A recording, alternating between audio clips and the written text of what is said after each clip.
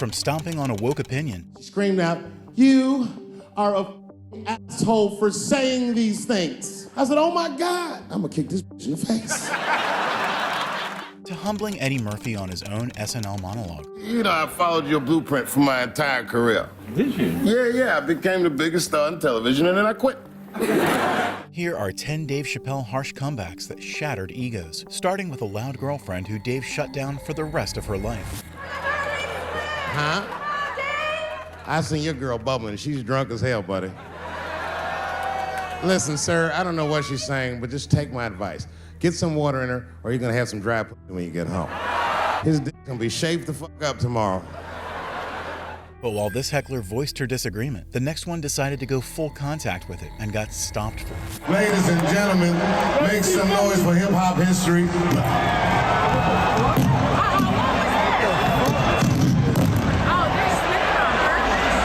I am going to kill that.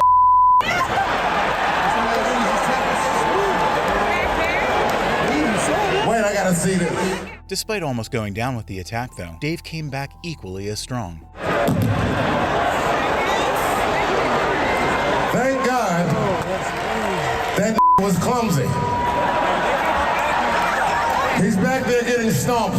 It was a trans man. Arranging an ambulance for the guy, Dave explained why he needed one after their deep discussion. Get that out of here. Don't do this on the stage. Get him the out of here. And in an ambulance, I grabbed the back of his head. His hair was spongy. I've been doing this 35 years. I just stomped the backstage.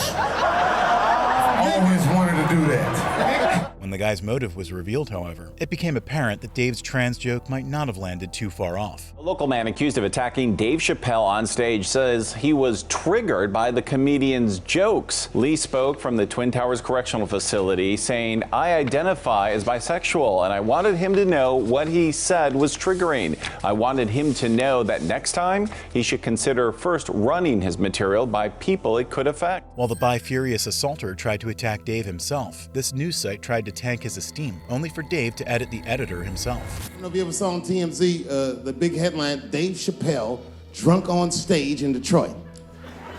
Well, if you saw it, I wasn't drunk. I had smoked some reefer with some rappers. Yeah. Rolling another twist into the headline, Dave reminded everyone who holds the lighter. I don't know if you know anything about hanging out with rappers, but their weed is very strong. Stronger than what I was accustomed to. The article goes on to say I was booed off stage, which is also incorrect. I was booed.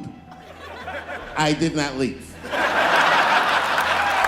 And only one puff blew away Dave's show, like his smoke cloud. I never had that happen. When I take 2 puffs of weed, I looked at the guy next to me, I was like, I'm gonna bomb, I can feel it. You know, normally when you do a comedy show, you guys don't know what it looks like up here, but he's looking up at you like. That's how the show started. Didn't take long for the faces to switch up like, what the f? Little did Dave know, however, that his blow-offs were going to cause his fans to blow up. I knew I wasn't doing good. I don't remember what I was saying. It just took one person to break the ice. It's a black lady with the Ford Motor shirt on.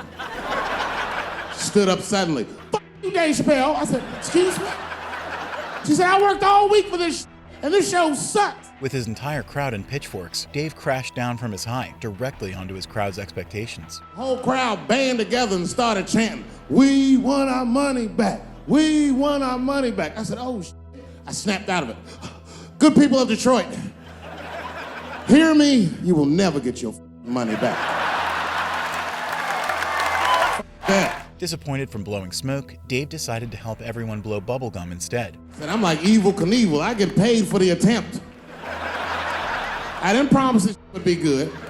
This went on for a long time. And then after the show, I felt so bad, I took half of the money from the show, thousands of dollars. I said, I'm gonna give this to charity. You know what I did? I bought $25,000 worth of bubble gum. Before Detroit could get happy, however, Dave ignited the city like the rest of his joints. Drove around Detroit and handed it out to the homeless so they could chew it and still be hungry. I was very mad at Detroit that night. Because not only did I bomb, I had to go back to the very same room the next night and do it all over again. But while Detroit was mad, they weren't as mad as this next feminist, who took a page out of the bisexual attacker's book and almost got the same treatment as him. At the time I just saw this shadowy figure charging up the aisle towards me in full fight mode. I was horrified. I said, oh my God, I'm gonna kick this bitch in the face. The stage rush saga started when Dave was doing his usual dark material. I was on stage not too long ago. I was in Syracuse, New York. Yeah, for Syracuse, but the show didn't go so good.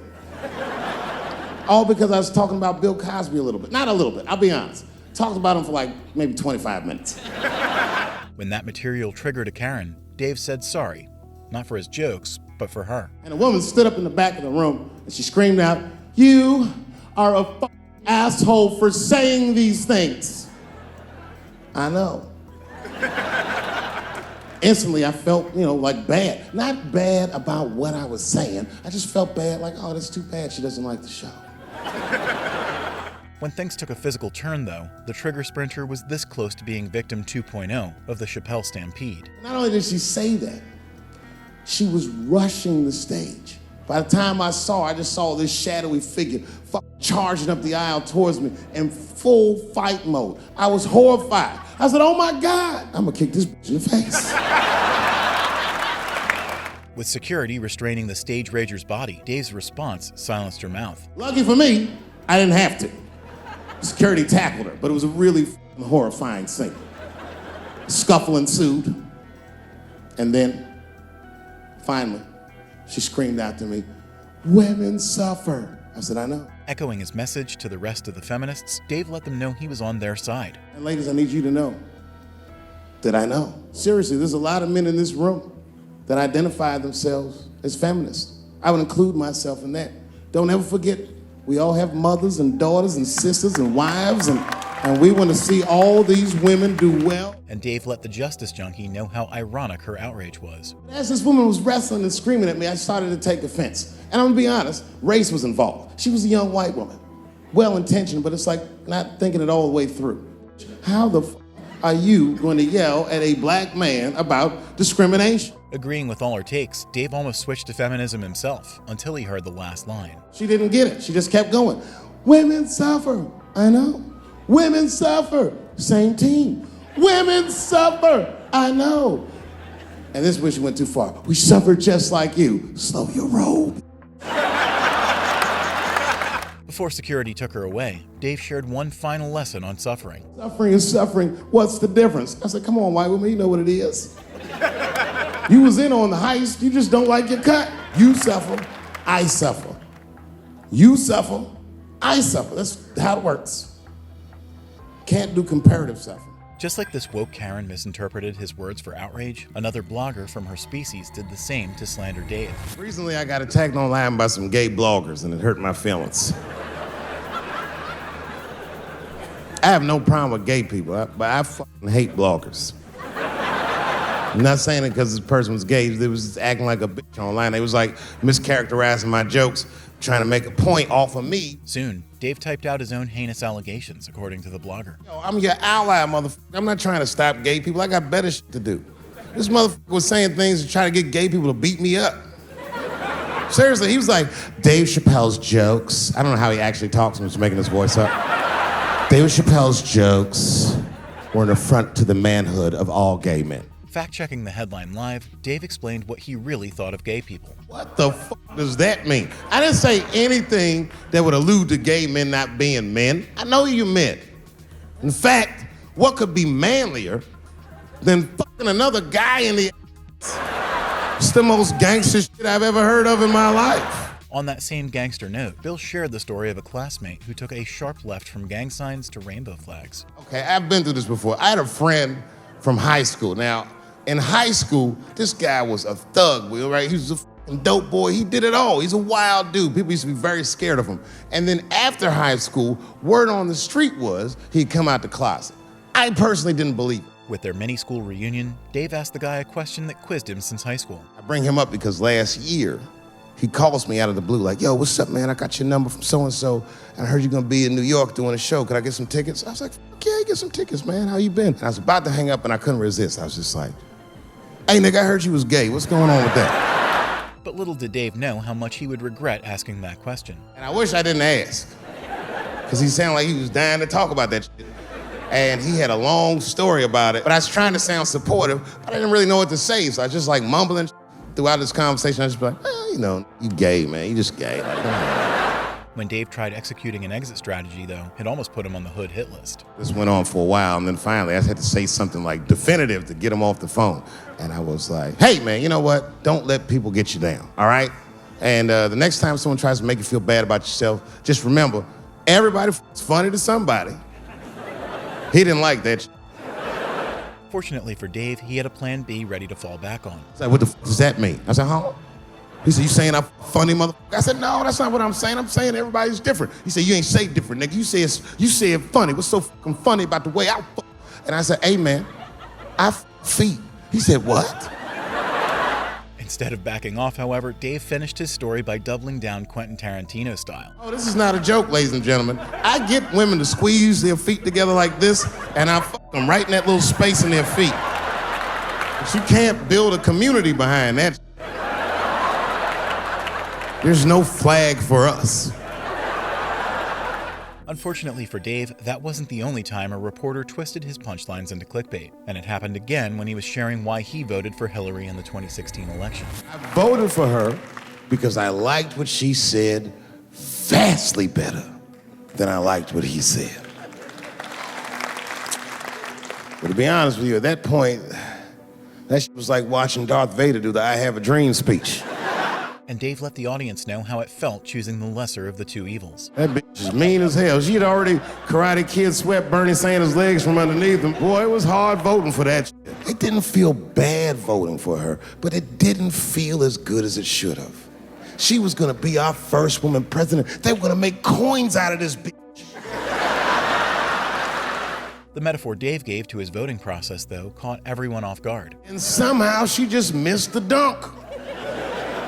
Of course she should have beat him. Of course she should have beat him. You know what voting for her felt like? It was bittersweet. It felt like I was lucky enough to eat Halle Berry's pussy. Not stopping there, Dave perfectly summed up why the Hillary vote smelled so foul. And whilst I was doing so, she farted in my face, man. You understand, I'd still do it. But boy, I wish she didn't fart in this great nation's face. But the real fiasco started when a woke reporter heard the same joke. And this is where the comeback begins. I voted that day, and then that same day I flew to New York City. That night I was in a comedy club in New York, and I said to an audience almost exactly what I just said to you. And I didn't know that there was a journalist in the room. And this journalist wrote an article. Unsurprisingly, the next morning hit Dave with an insane headline. The headline of the article said, Dave Chappelle is an avid Donald Trump supporter. Yeah, I had no idea the paper said that. And you know how I found out?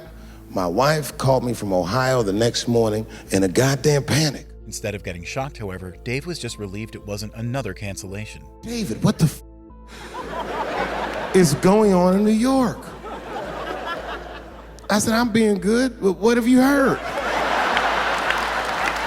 The paper is saying that you're a Donald Trump supporter. I was like, whew. I said, don't worry about that, baby. But when even his own community let him down, Dave gave them a final dunk before moving on. Nobody in their right mind would believe that. And she said, no, David, people believe it. And then she started reading the comments to me. Oh, they were terrible. All these black people calling me all kinds of Uncle Toms and shit. How am I Uncle Tom? You the one that reads the Observer? But Dave's biggest betrayal didn't come from his community. It came from the very industry he helped build and then tear down piece by piece in the biggest expose of the decade. This fucking industry is a monster. It's the same monster that these Me Too was trying to tell you about. But they hate the monster for how it and I hate that monster for how it eats. But my God, man, it's the same monster. The grim tale began when Dave was 15 years old and wrote a joke so good that a comedian came asking for it. After he saw the joke and he said, listen, I got an audition at another comedy club and I was wondering, do you mind if I do that joke? I just want to borrow it. Now, I'm a kid, I don't know any better. I'm like, borrow it? Well, I guess, sure, if it'll help your career. But teenage Dave's kindness was quickly exploited. And then weeks later, I was waiting to go on in a comedy club, and he went on before me, and he did the joke. And after the show, I pulled him aside and I said, hey, man, I don't mind you borrowing my jokes, but you gotta give them back. He goes, let me buy that joke from you for $50. When Dave tried standing up for his work, however, the world sat him right down. I said, I can't do it. I want my joke back. I'll never forget this. Remember, I was a 15-year-old child. This guy was a grown man. He stood up over me so I could see how big he was. And he said to me, really? I can just take it. And Dave explained how his 47-year-old self still hadn't got over his 15-year-old self's trauma. And he did. I got scared because I was a child. But I never forgot that. I never forgot that. I was 15 years old. I'm 47 now. I think about this guy all the time. As if a grown man stealing his efforts as a kid wasn't enough, he experienced the same fate as an adult as well. People think I made a lot of money for Chappelle's show. When I left that show, I never got paid. They didn't have to pay me because I signed the contract. But is that right? I found out that these people were streaming my work, and they never had to ask me. Not stopping at his money, the industry monster ate Dave's identity too. Tell you the truth, I've even thought about coming back and doing another Chappelle show. But if I do, I can't call it Chappelle Show because my name and likeness is being used by them in perpetuity throughout the universe. It's in the contract. And for all their allegations, Dave gave them a wound to show how bad his own were. They said I was crazy. What was crazy about it? I just didn't want to do it anymore. They said I smoked crack. That's impossible. I was a devout Muslim. I didn't smoke or drink. But I do now because you ruined my life. Turning to his fans, Dave explained that the only way to kill the monster is to starve it. I'm begging you, if you ever liked me, if you ever think there was anything worthwhile about me, I'm begging you, please don't watch that show. I'm not asking you to boycott any network. Boycott me. Boycott Chappelle's show. Do not watch it unless they pay me. Then, addressing the culprits directly, Dave listed his ransom list for the release of his own paycheck. Go downstairs to your accounting department, open the books, see what that show made, and look at what you paid me. That's exactly what I'm talking about. I am inviting you to come with me. And to finish them once and for all, Dave dropped one of the coldest lines in comedy history. And let's fight against that terrible, terrible feeling that you made me feel together. We can fight together and work this thing with Chappelle's show out. Or I can just take it. Thank you. While 2020 Dave was brutally honest with his destruction of the industry, 2006 Dave took it to the next level with his subtle mockery during his interview with Conan. It just got out of control. Like I was in Africa, and next thing I started hearing all the stories like comedian Dave Chappelle's in a mental institution in South Africa. And I was like, man, I must be losing my mind. Yeah. Because I thought this was the beach. The interview started with Dave recounting his homely trip to Africa. He disappeared for a while. People were saying, where's Dave? Where's Dave Chappelle? Where's he going? And then it turns out you took a trip to Africa. Is that true? Yeah, it's true. Yeah. It wasn't like they said. So I went to Africa to chill, and I tell you, you hear a lot of black people say this, like when you go to Africa, especially your first time, you have this overwhelming feeling like you're home. And when Conan echoed the industry's allegations, Dave's mockery hit harder than any rumor they spread. I think I felt that way because there's a McDonald's in the airport. But soon, Dave also explained that the rumors came with their own benefits. Everybody calls me crazy. You know, I mean, it was just... You're hearing on the news things like he's gone crazy, which never sounded, that doesn't sound right, you know? And well, you know, maybe I know stuff people don't want me to talk about. So right. we don't want other people to believe. So they'll call me crazy. But it was a weird thing to get called crazy. At first it was scary, and then now I feel like it's liberating. Before wrapping up, Dave warned the industry that there was nothing holding him back anymore. I feel free, like I can just say what I want to do what I want. They already call me crazy. I can't hold myself accountable for these things. I'm crazy. I can't be held responsible. Yeah. What was the reason that you went to Africa? Was there a reason that you decided to go to Africa? Well, there are a few reasons, but I mean, you know, if you a black dude trying to hide, Africa is a good place. Not stopping at torching the industry, Dave didn't shy away from grilling one of their legends either on their own SNL monologue. Hey, Ed. Dave Chappelle! Dave Chappelle, ladies and gentlemen! Dave Chappelle as well! Did you get my sketch? Oh, yeah. It's right. the one where T.I. has the drive-through gynecology clinic. But I really get that one. And for that misunderstanding, Dave dunked on the legend and his legacy too. You know, I followed your blueprint for my entire career. Did you? Yeah, I became the biggest star on television, and then I quit. Hey, you know, I didn't know you could smoke on stage here. You can't. Proving that Dave always comes with harsh comebacks to keep egos in check.